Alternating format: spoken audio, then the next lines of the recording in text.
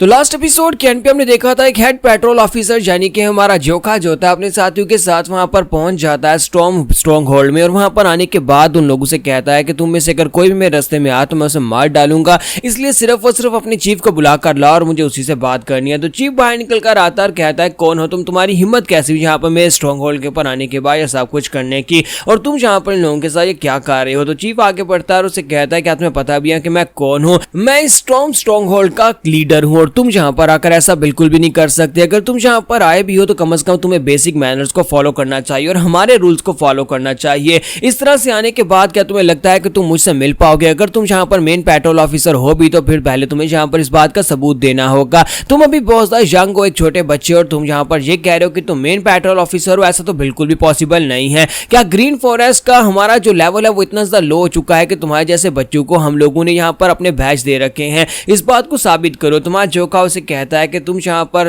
मुझे एक बात बताओ, क्या डू विलेज के अंदर तुम ही ने लोगों को मारा है? डू फैमिली विलेज के लोगों को क्या तुमने मारा है? तो वो उसे कहता है कि मैं कह रहा हूं कि पहले अपने आप को साबित करोगे क्या वाकई में तुम यहाँ पर मेन पेट्रोल ऑफिसर हो या नहीं, और मैं यहाँ पर तुम्हें इस तरह से किसी सवाल का जवाब नहीं देने वाला। तुम हमारे स्ट्रॉन्ग होल्ड की इंसल्ट कर रहे हो। तुम्हारा जोखा अपने पास से बैच निकालकर सामने की तरफ थ्रो करता है, काफी ज्यादा प्रेशर के साथ उसे थ्रो करता है। तो चीफ इस बैच को अपने हाथ में पकड़ता है, उसे कैच करता है, तो कहता है कि यहाँ पर इतनी स्ट्रॉन्गर की पावर यहाँ पर सिर्फ और मेन पेट्रोल ऑफिसर के पास ही हो सकती है। तुम्हारा जोखा उसे कहता है कि अब जबकि तुमने मेरा टोकन देख लिया तो अब मेरे सवाल का जवाब दो, क्या तुमने यहाँ पर डू विलेज के लोगों को मारा है और आसपास के 4 और गांव के लोगों को मारा है? वहां पर लूटमार मचाई गई और बहुत सारे लोगों को मार दिया गया है, क्या ये तुमने किया है? तो इसी के साथ ही स्ट्रॉन्ग होल्ड विलेज का मास्टर उसे कहता है कि हाँ यहाँ पर जी हमने किया है। तुम्हें पता है कि सर्दियां आ रही हैं और सर्दियों की वजह से हमारे पास खाने की बहुत ज्यादा कमी है और हमें अपने खाने को स्टॉक करना है, इसी वजह से हमने आसपास के गाँव के अंदर रेड की थी। तो हमारा जोखा उसे कहता है कि लेकिन तुम्हें वहां पर से सिर्फ और सिर्फ पैसा चाहिए था, फिर तुमने लोगों की जान क्यों ली?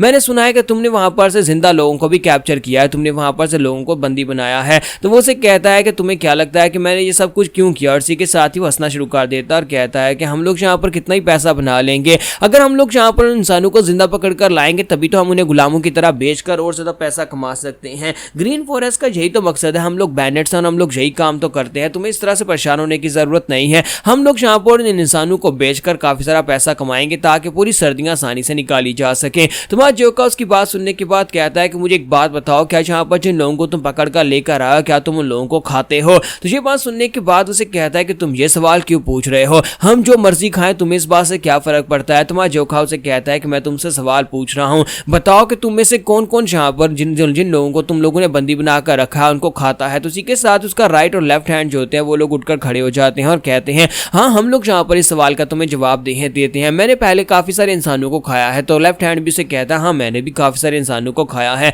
इंसानों का टेस्ट काफी ज्यादा अच्छा होता है, इसी वजह से हम लोग यहाँ पर उनको पकड़ कर लाते हैं और उसके बाद उनको खाते हैं। ह्यूमन मीट खाने में बहुत ज्यादा कमाल का है, बहुत ज्यादा टेस्टी होता है, अगर तुम चाहो तो तुम्हारे लिए भी बना सकते हैं। अगर तुम वाकई में यहाँ पर खाना चाहते हो तो हम लोग अभी जाते हैं और जाकर अपने बंदी बनाए हुए इंसानों में से किसी फ्रेश बंदे को पकड़ते हैं, उसे काटते हैं और उसका गोश्त तुम्हारे लिए लेकर आते हैं। तुम्हारा जोखा उनकी बातें सुनने के बाद मास्टर शिम से कहता है मास्टर शिम, तो मास्टर शिम कहता है जी यंग मास्टर हुक्म करें क्या करना है? तो जोखा कहता है कि दोनों को जाकर मार डालो। तो मास्टर शिम कहता है कि मैं तो कब से वेट कर रहा था कि तुम मुझे ऐसा कोई ऑर्डर दो, और मास्टर शिम अपनी तलवार निकालते हैं, बड़ी तेजी के साथ वहां पर चीफ के पास से गुजर जाते हैं। चीफ चिल्लाकर कहता है कि क्या तुम्हें पता भी है ये लोग कौन है? ये लोग मेरे राइट एंड लेफ्ट हैंड है, तुम इनको हाथ भी नहीं लगा सकते। लेकिन अभी बेचारा वहां पर बात ही कर रहा होता है कि इतनी देर में राइट और लेफ्ट का जो सर होता है वो कट के ग्राउंड के ऊपर गिर जाता है। मास्टर शिम बड़ी तेजी के साथ आगे बढ़ते हैं और दोनों को मार डालते हैं। तो इस बात से चीफ काफी ज्यादा गुस्सा हो जाता है और कहता है कि कमीने कहीं कि तुम्हारी हिम्मत कैसी हुई यहाँ पर मेरे साथियों को मारने की, और साथ ही वो कहता है कि अब मैं तुम लोगों को मार डालूंगा, और स्पेशली मास्टर शिम के ऊपर अटैक करने के लिए आगे बढ़ता है और कहता है कि बुढ़े खूसट कहीं कि तुम मेरे हाथ से नहीं बचोगे।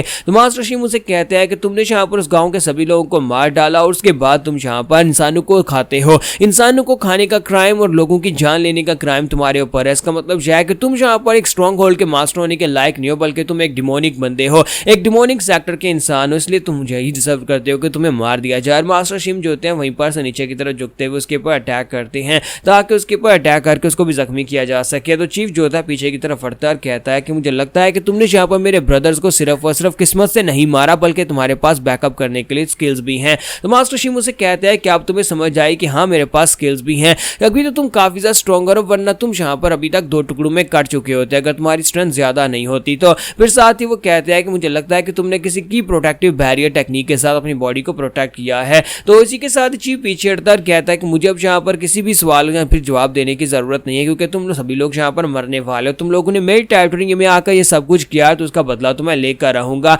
और साथ ही वो कहता है ग्रीन फॉरेस्ट के मेन पेट्रोल, मुझे इस बात से बिल्कुल फर्क नहीं पड़ता कि तुम यहाँ पर क्या हो, किस ओहदे पर हो, लेकिन तुमने इस फाइट को स्टार्ट किया और मैं इस फाइट को खत्म करूंगा। साथ ही वो अपने साथियों से कहता है क्या तुम सभी लोग नहीं देख पा रहे, जल्दी से आगे बढ़ो और इस बंदे को मार डालो। इस मेन पेट्रोल ऑफिसर ने यहाँ पर आकर हमारे 2 साथियों को मार डाला। क्या तुम अपने ब्रदर्स का बदला नहीं लेना चाहते? क्योंकि अगर इसने 2 को मारा है तो ये तुम सभी को भी मार सकता है। तुम सभी को आगे बढ़ना ही होगा, तुम सभी लोगों को मिलकर यहाँ पर इसे मार डालना होगा। तो वो सभी लोग सोच रहे होते हैं कि ये बात तो वाकई में सच है कि मेन पेट्रोल ऑफिसर ने यहाँ पर आकर 2 लोगों को मार डाला है, लेकिन अगर यहाँ पर हम सभी लोग कुछ नहीं करेंगे तो ये हमें भी मार डालेगा। और सभी लोगों में से खास तौर पर जो डिमोनिक फैक्शन के उनके अपने सोल्जर्स होते हैं, बाकी सभी लोगों को गुस्सा दिलाने की कोशिश कर रहे होते हैं और कहते हैं कि हाँ इसने लाइन क्रॉस कर दी है, मेन पेट्रोल ऑफिसर को ऐसा नहीं करना चाहिए था, इसने हमारे लोगों को मारा है, जिसको चाहे ऐसे नहीं मार सकता। हम लोग आगे बढ़ते हैं और इसको मार डालते हैं। और इसी के साथ ही वहां पर उसके ग्रुप को यानी जोखा के ग्रुप को चारों तरफ से घेर लिया जाता है। वो लोग उन्हें घेर लेते हैं और वो लोग कहते हैं अब हम लोग यहाँ पर क्या करेंगे। तो सोल्जर कहता है कि यहाँ पर तो हमें चारों तरफ से घेर लिया गया और हम यहाँ पर कम है और ये लोग ज्यादा हैं।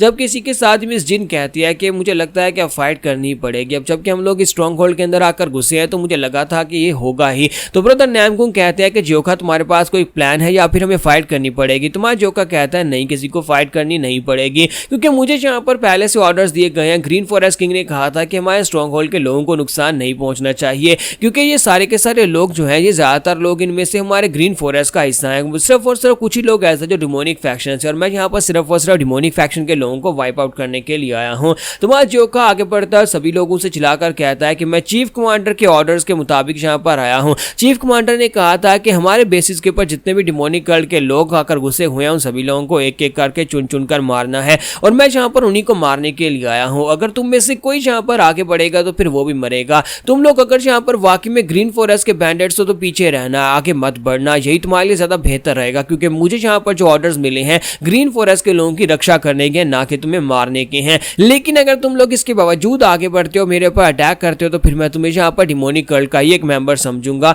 और तुम सभी लोगों को अपनी तलवार के साथ वहीं पर काट दूंगा जहां पर तुम खड़े हो। इसलिए सोच समझकर आगे बढ़ना। तो जो ग्रीन फॉरेस्ट के मेंबर्स होते हैं वो तो घबरा जाते हैं, लेकिन डिमोनिक फैक्शन के लोग तलवारें लेकर सामने खड़े होते हैं। तो चीफ चिल्लाकर कहता है बेवकूफो, तुम लोग डर क्यों रहे हो, जल्दी से आगे बढ़ो, सभी को मार डालो। जबकि इसी के साथ एक बंदा कहता है कि आखिर हम लोग यहाँ पर ऐसा क्यों करेंगे, हम लोग यहाँ पर ये नहीं करने वाले, हम लोग ग्रीन फॉरेस्ट हैं और ग्रीन फॉरेस्ट के कमांडर एंड चीफ ने कहा है कि वो सिर्फ डिमोनिक फैक्शन के लोगों को मारना चाहते हैं। तो इसी के साथ ही वो सभी लोग जो होते हैं वहां पर अब आपस में ही सवाल करना शुरू कर देते हैं, लेकिन उनमें से डिमोनिक फैक्शन के जो टकले होते हैं वो आगे बढ़ते हैं और मास्टर शिम के पर अटैक कर देते हैं और कहते हैं कि हम लोग यहाँ पर अपने लेफ्ट एंड राइट ब्रदर का बदला लेंगे। तो मास्टर शिम कहते हैं कि हम लोग तो कब से वेट कर रहे थे कि तुम्हारे जैसे कमीने डिमोनिक फैक्शन के लोग बाहर निकले और हम लोग उन्हें काटना स्टार्ट करें, तो अब यहाँ पर तुमसे स्टार्ट करते हैं। तो यहाँ पर हमारी एपिसोड 134 का एंड करेंगे और नेक्स्ट एपिसोड में देखेंगे कि ये फाइट कहाँ तक जाएगी और मॉन्स्टर बनने के बाद ये चीफ किस तरह का मॉन्स्टर बनेगा।